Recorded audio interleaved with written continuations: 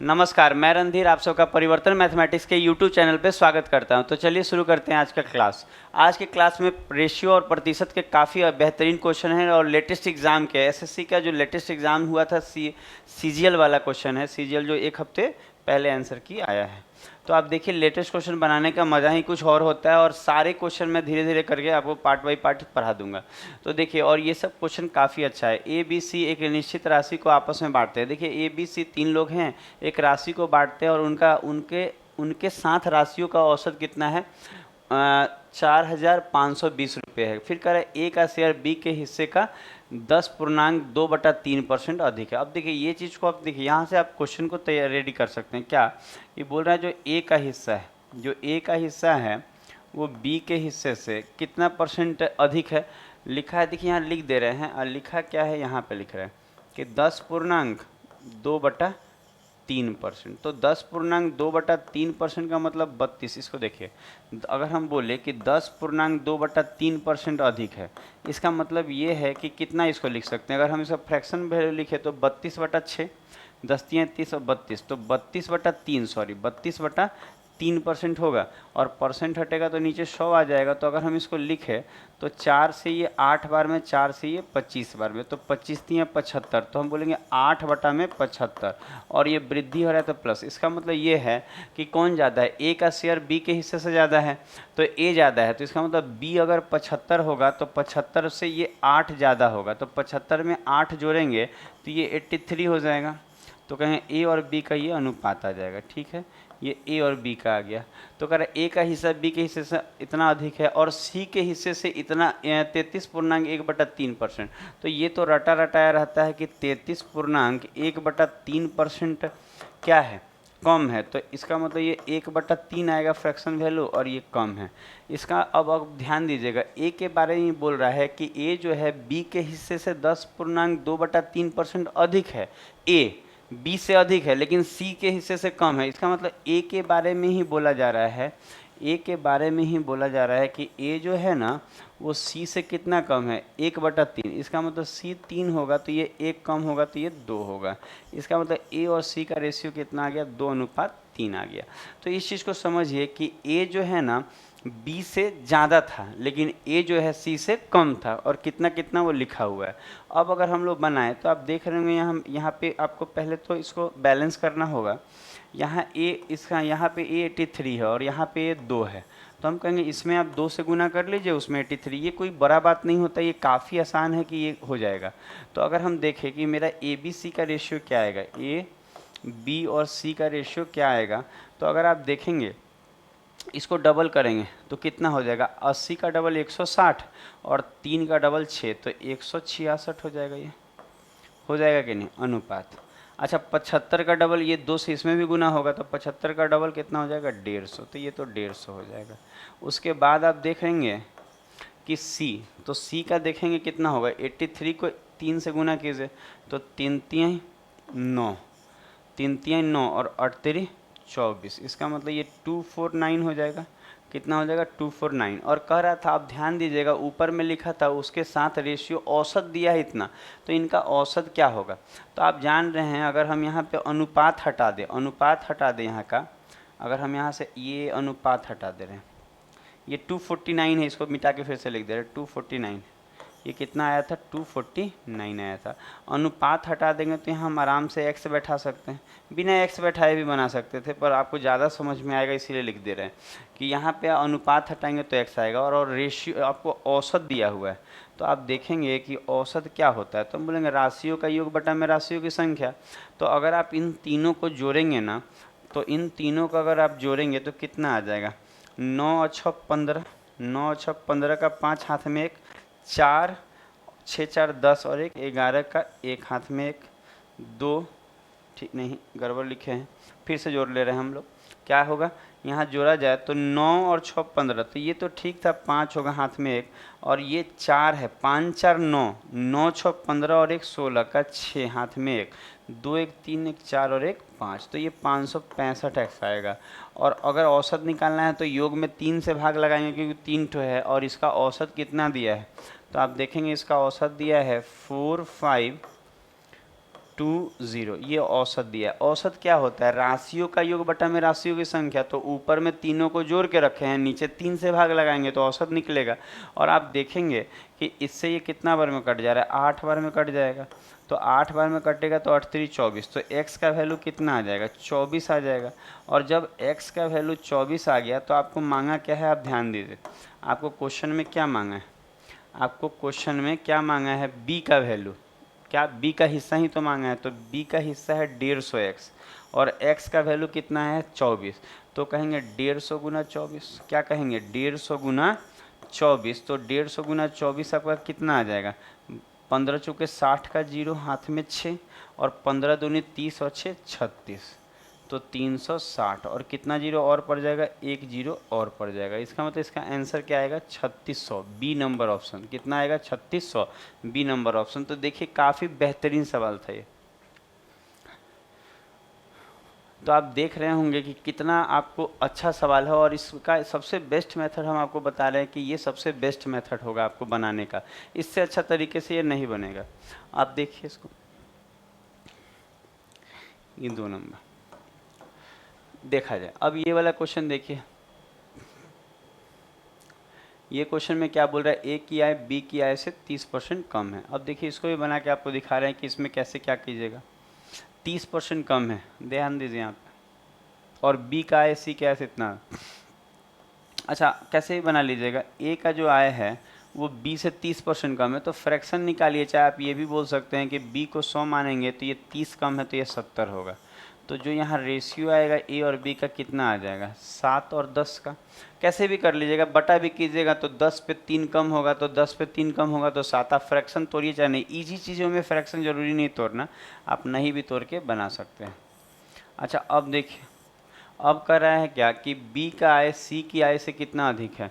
137.5। तो हम बोलेंगे जो b का आय है वो c के आय से, जो b का आय है वो c के आय से 137। इसका मतलब ये अगर हम 100 मानेंगे c को तो ये हो जाएगा 237.5 हो जाएगा कि नहीं?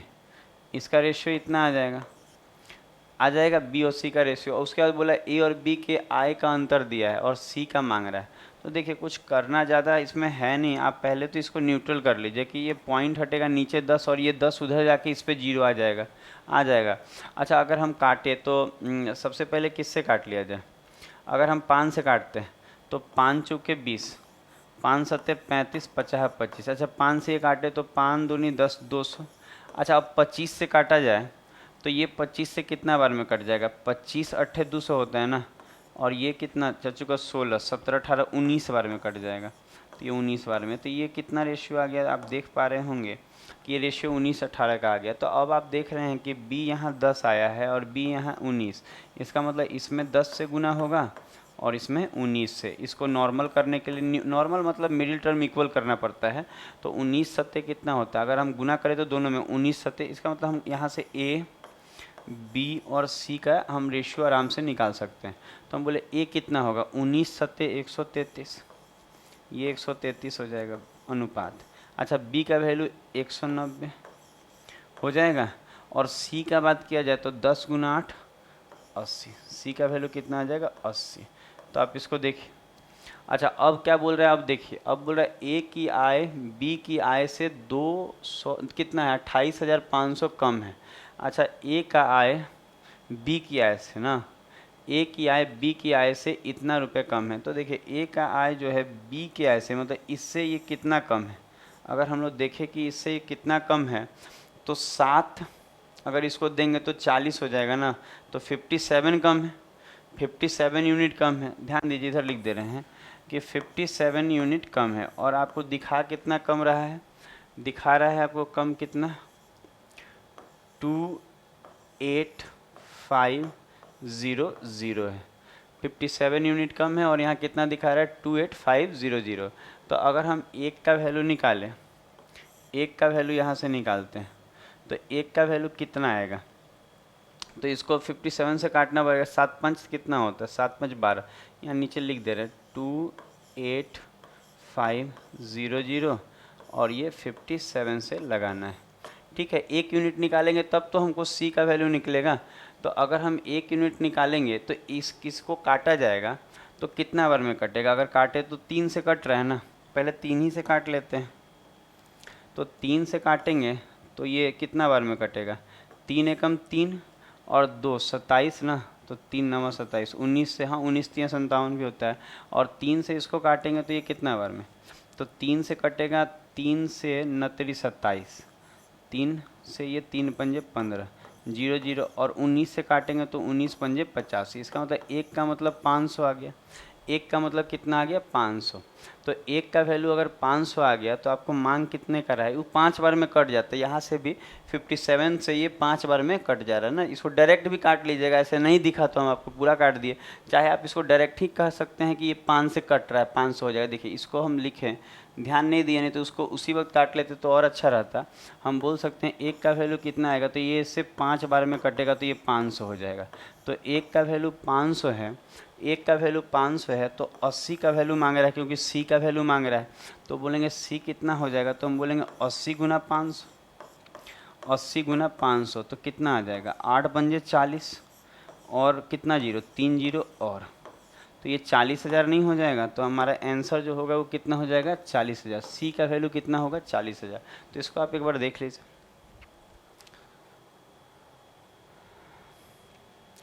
तो आप देख रहे हैं कि क्वेश्चन का लेवल बहुत अच्छा क्वालिटी का क्वेश्चन आया है। अगर आप इसको बनाएंगे, और इसको बनाने का ढंग देखिए, इसमें बिना ए बी ये सब कहे बिना नहीं हो सकता है। काफ़ी सुंदर तरीके से हम आपको बता रहे हैं, बस आपको ध्यान देना है कि कैसे बन रहा है। अब देखिए यही क्वेश्चन, अब इस क्वेश्चन को देखा जाए कि ये क्वेश्चन कैसे बनेगा। देखिए इसमें बोल रहा है कि अतुल ने 20 रुपये की रोटी खरीदी और दुकानदार को 100 रुपये का नोट दिया। दुकानदार शेष राशि, अच्छा शेष राशि, अगर हम कोई 20 रुपये का हम रोटी खाते हैं और हम दुकानदार को 100 रुपया देते हैं तो वो कितना हमको लौटाएगा? 80। इसका मतलब वो 80 रुपया लौटाया होगा। तो कह रहा है शेष राशि को 2 रुपये। अच्छा दुकानदार जो 80 रुपया दिया वो कितने कितने का दिया? तो हम यहाँ लिख रहे हैं कि वो जो था उसमें 2 रुपया का था। हम बोल रहे हैं उसमें कितने कितने का था? एगो 2 रुपया का सिक्का था, ठीक है। फिर कितने का सिक्का था? 5 रुपये का भी सिक्का था उसमें, करेक्ट, कॉइन्स के रूप में लौटाया है। और फिर 10 रुपये का भी उसमें सिक्का था। तो इतने के सिक्के थे, और इन सिक्कों का जो अनुपात है वो दिया है 5 4 1 के अनुपात में था। तो जो सिक्का है, यहाँ लिख दे रहे हैं कि जो सिक्का है, जो सिक्का है उनका अनुपात दिया है 5:4:1, इनका सिक्का है। और आपको मालूम है कि सिक्का का अनुपात दिया है, लेकिन अच्छा सब सिक्का मिला के 80 रुपया होगा ना। हम बोलेंगे वो दुकानदार जो है लौटाया कितना होगा, तो हम बोलेंगे कुल जो सिक्का मिला के होगा वो 80 रुपया लौटाया है। टोटल कितना रुपया लौटाया है जी? 80 रुपया। 100 रुपया दिया और 20 का रोटी खाया तो 80 रुपया लौटाया। और 80 रुपया जो था ना वो 2 रुपये का सिक्का था, उसमें 5 का 10, मतलब जो 80 रुपया दिया वो सिक्के के रूप में दिया। कुछ सिक्का 2 रुपये का था, कुछ सिक्का 5 रुपये का था, कुछ सिक्का 10 रुपये का था। तो अगर हम बात करें कि मेरे पास रुपया है, तो रुपया वाला अगर हम यहाँ पे मूल्य निकालें तो आपको मालूम है मूल्य निकालना आसान होगा। आप चाहें तो आराम से इस अनुपात को, आप चाहें अनुपात हटा दें तो यहाँ x बैठा सकते हैं, बैठ गया। तो यहाँ अगर 5 दूना तो कहेंगे मूल्य यहाँ 10x आएगा, 5 चौके तो कहेंगे यहाँ 20x आएगा। आप समझ पा रहे होंगे कि कोई आपसे बोलेगा ना कि 2 रुपये का सिक्का 5 गो है तो 5 दूनी 10 नहीं रुपया हो जाएगा। तो मूल्य निकालने के लिए सिक्का से इसमें गुना करना होगा, और 10 एक 10, तो ये 10x होगा कि नहीं 10x? तो हम बोले हाँ एकदम होगा। अब आप मूल्य देख रहे होंगे कि ये 10x है, ये 20x है, वो 10x है, और ये सब मूल्य मिला के 80 होगा। तो सबको जोड़िए, 20 10 30 10 40, तो हम कहेंगे कि 40x का जो वैल्यू है वो 80 दिया हुआ है। तो x का वैल्यू तो 2 आ जाएगा ना। x का वैल्यू कितना आ जा रहा है? 2 आ जा रहा है। तो बोलेंगे हाँ x का वैल्यू 2 आ जाएगा। तो मांगा क्या है कि दुकानदार ने 5 रुपये के कितने सिक्के दिए? तो 5 रुपये के कितने सिक्के यहाँ दिए? 4x सिक्के दिए थे, और x का वैल्यू 2 आया है। x का वैल्यू 2 आया है, इसका मतलब 4 गुना 2, तो 4 गुना 2 कितना हो जाएगा? 8। तो आपका आंसर कितना हो जाएगा? 8 सिक्का दिया गया था, 5 रुपये का 8 सिक्का दिया गया था। तो इसको भी बना लीजिए आप। तो आपको अच्छा लग रहा होगा। ये तीसरा नंबर क्वेश्चन था। अगला देखते हैं हम लोग 4 नंबर क्वेश्चन। ये कैसा क्वेश्चन है देखा जाए, और सारे क्वेश्चन रेशियो और परसेंटेज के हम आपको सिखा रहे हैं, और एसएससी सीजीएल का है ये, एसएससी सीजीएल का क्वेश्चन है, काफ़ी मस्त लगेगा आपको सीख के। और कोशिश कीजिए चीज़ों को आप नोट करते चलिए, बनाते चलिए, अच्छा लगेगा आपको।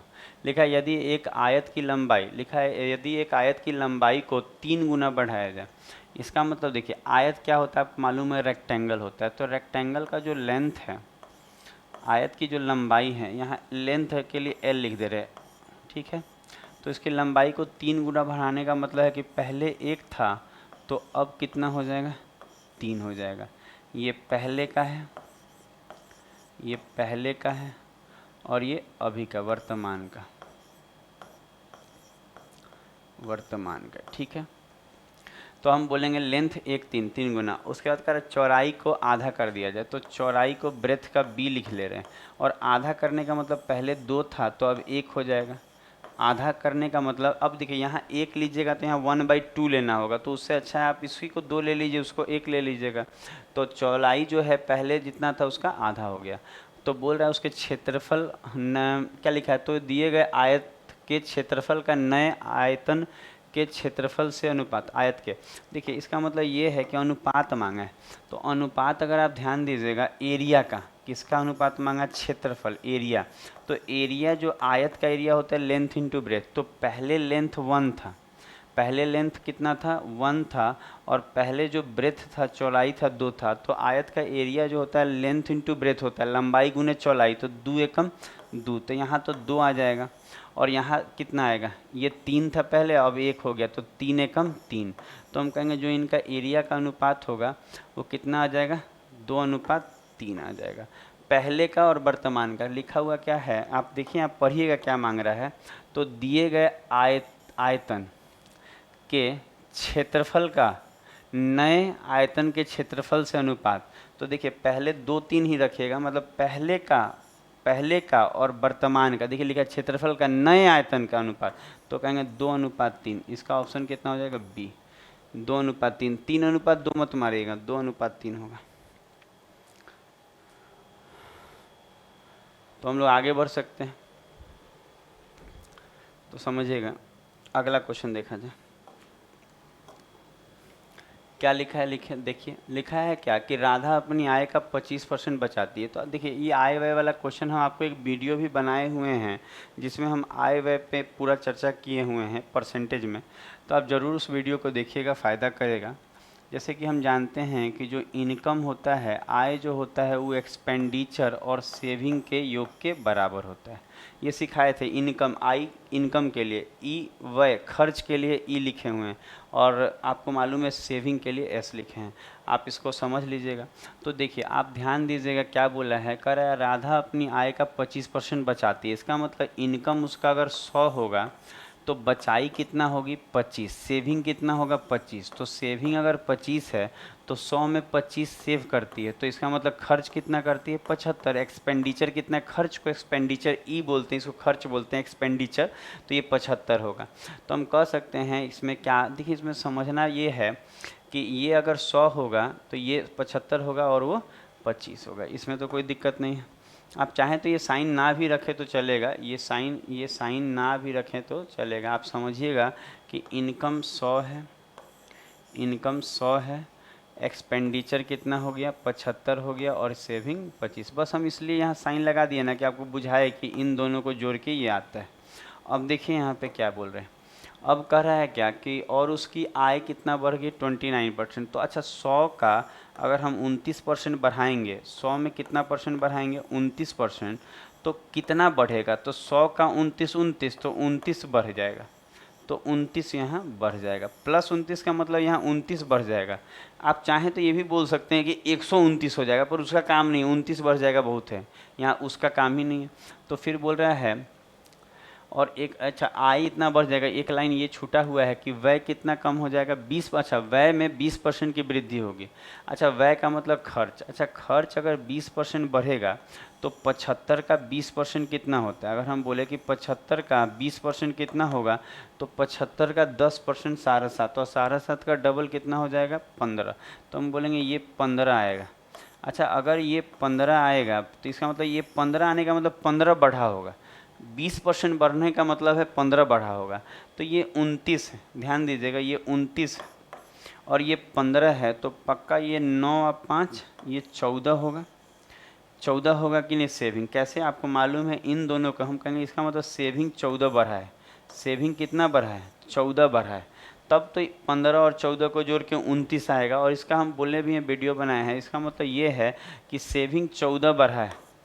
कितना पे 14 बढ़ा है, तो 25, पहले 25 था ना, तो बोला कितना परसेंट सेविंग बढ़ा है, तो 14 बढ़ा है, कितने पे, 25 पे, तो 14 बढ़ा है 25 पे, तो 14 बढ़ा है 25 पे, तो कितना परसेंट बढ़ा है, तो गुना 100 कर लीजिए, तो 25 चौके 100, तो आप देखेंगे 14 चौके 56, तो हम बोलेंगे सेविंग कितना परसेंट बढ़ गया, 56%, 56%। तो इसको आप देख लीजिए।